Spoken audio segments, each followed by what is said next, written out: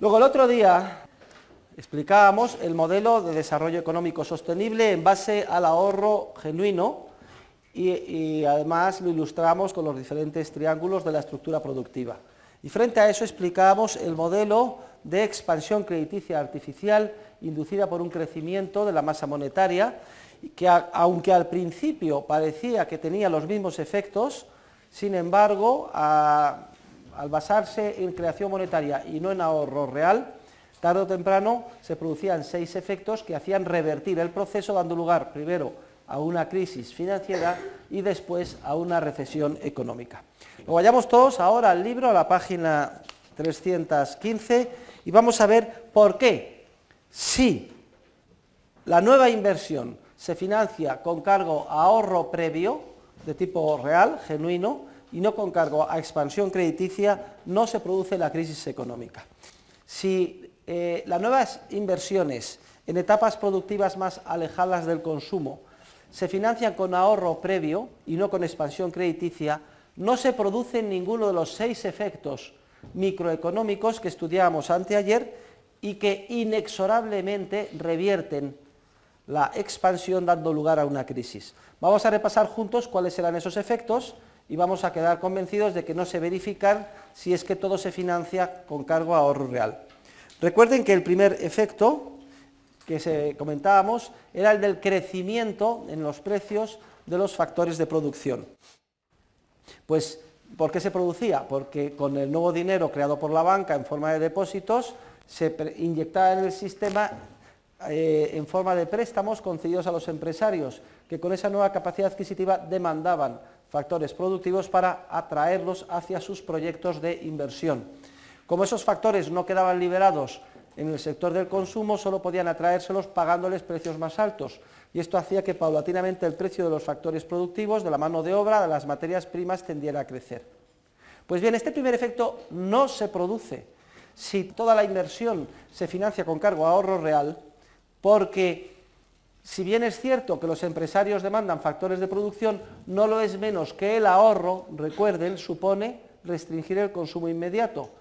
lo que equivale a que las ventas de las empresas próximas al consumo se resientan, bajen, y con ellos los precios de los bienes de consumo. Y las empresas que se dedican a producirlos entran en una situación de atonía, se ven obligadas a desprenderse de mano de obra, equipo, capital y factores de producción, que al quedar liberados en el mercado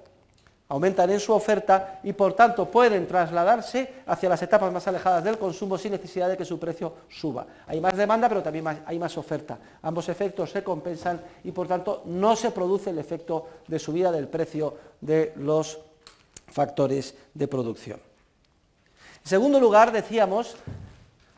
que el segundo efecto, que acaecía temporalmente y tendía a abortar el proceso de burbuja especulativa basado en expansión crediticia, era que una vez que el dinero de nueva creación llegaba al bolsillo de los consumidores, en una segunda, tercera, cuarta etapa, los empresarios pagan a los trabajadores, a los propietarios de los otros factores originarios de producción, bienes de capital, etcétera, y cuando les llega el dinero a su bolsillo, ellos, si lo gastan en bienes de consumo, con esa capacidad adquisitiva adicional tendría a crecer el precio de los bienes de consumo. Máxime veíamos si se producía además una cierta ralentización en la llegada de bienes de consumo porque surgían múltiples cuellos de botella cuando los empresarios dedicaban un esfuerzo importante a industrias más capitalintensivas que iban a madurar en forma de bienes de consumo en un futuro más lejano. Bueno, pues este segundo efecto tampoco se produce si la inversión se financia con cargo a ahorro, porque precisamente se financia con cargo a ahorro, es decir, ¿el ahorro qué significa? Decíamos que significaba el sacrificio, la disciplina de posponer a un futuro más lejano la consecución de nuestros fines, la renuncia al consumo inmediato. Por tanto,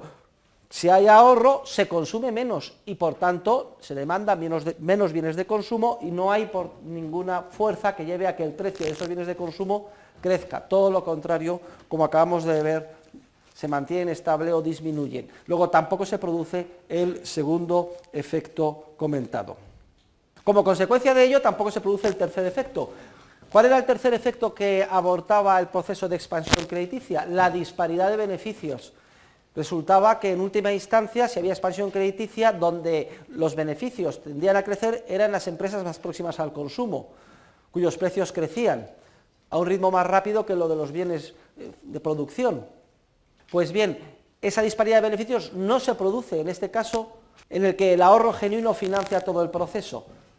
Sí se produce, pero en sentido contrario, es decir, el ahorro supone menos consumo, lo cual hace que los beneficios de las empresas próximas al consumo se reduzcan y los de las empresas más alejadas crezcan. Se mantiene la señal que indica a los empresarios que hacen bien si alargan la estructura productiva haciéndola más capital intensiva, porque se podrán culminar de manera sostenible, dado que los ciudadanos están dispuestos a hacer el sacrificio que supone un ahorro previo y genuino. ¿Y qué pasaba con el efecto Ricardo? Que también tendía a poner coto al proceso de expansión crediticia, que cuando subían los precios de los bienes de consumo, al llegar el nuevo dinero al bolsillo de los consumidores, los salarios reales bajaban y esto indicaba a los empresarios que debían de contratar en el margen trabajadores en vez de equipo capital, lo cual hacía que no hubiera demanda para esas empresas de nueva creación alejadas del consumo dedicadas a producir el equipo capital.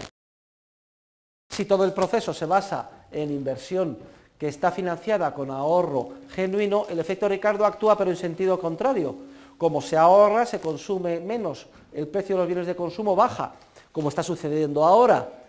Con los mismos salarios nominales significa que los salarios reales crecen y por tanto la señal microeconómica que reciben los empresarios es la mano de obra es más cara y por tanto vamos a sustituir en el margen trabajadores por ordenadores y equipo capital, que precisamente es lo que están produciendo los nuevos proyectos de inversión más alejados del consumo. Luego el efecto Ricardo lo que hace en el caso del ahorro genuino es reforzar la señal de que hacen bien los empresarios si alargan la estructura productiva con más etapas. Y además que podrán culminarlas porque hay factores de producción liberados en el consumo para producir esos tractores, ordenadores, máquinas, etc. Y luego hablábamos por último del efecto sobre el tipo de interés. En todo el proceso basado en expansión crediticia, una vez que se había inyectado el nuevo dinero, los tipos de interés volvían a crecer. No solo al nivel anterior, previo a la expansión, sino a un nivel más alto, porque incorporaban, decíamos, una componente positiva por la inflación esperada. E incluso, no lo comenté el otro día, una componente positiva más grande por el riesgo, porque después de la burbuja la percepción del riesgo es mucho más alta. Consecuencia de eso, el tipo de interés bruto de mercado se ponía por las nubes, y como el valor hoy de los bienes de capital es igual al valor descontado de la corriente esperada de su rentabilidad, productividad, descontado por el tipo de interés, veíamos la fórmula, al crecer el tipo de interés, el valor hoy se reducía a una fracción del que tenía antes. Y esto ya era una señal definitiva que indicaba a los empresarios que no habían de dedicar su esfuerzo con carácter prioritario a producir bienes de capital, sino más bien a etapas más próximas al consumo. Por contra, si el proceso está basado en el ahorro, al haber más oferta de bienes presentes, en términos de bienes futuros, estamos dispuestos a renunciar al presente a cambio de una prima más baja en forma de tipo de interés más reducido. Un aumento del ahorro, a igualdad de circunstancias, siempre se plasma en un tipo de interés bajo o reducido, lo que hace que el valor actual de la corriente futura de cualquier equipo capital, sea una máquina, un coche, un tractor, un ordenador o una instalación, una fábrica o un piso, sea mucho más alto. Conforme los tipos de interés bajan, al estar en el denominador de la fórmula, el valor hoy crece, lo que indica a los empresarios que donde pueden obtener dinero es produciendo esos bienes de capital que corresponden a las etapas más alejadas del consumo. Consecuencia, cuando el proceso se basa en el ahorro genuino, no se produce ninguno de los desencadenantes que abortaban la expansión crediticia artificial y que veíamos ayer. Y ese proceso de consolidación de una estructura productiva más capital intensiva, en el sentido de que pasa a incorporar más etapas y más complejas, porque antes no se consideraban rentables y ahora sí en las nuevas circunstancias, dado que hay más ahorro disponible a tipos de interés más bajo, es el proceso de desarrollo económico sostenible más sano y favorable que cabe concebir. Y además que una vez que se culminan esas etapas, permitirá la afloración o llegada de una mucho mayor cantidad y calidad de bienes y servicios de consumo a los consumidores, con lo cual el desarrollo económico se consolida, crece, se multiplica y se extiende, favoreciendo a todos los ciudadanos.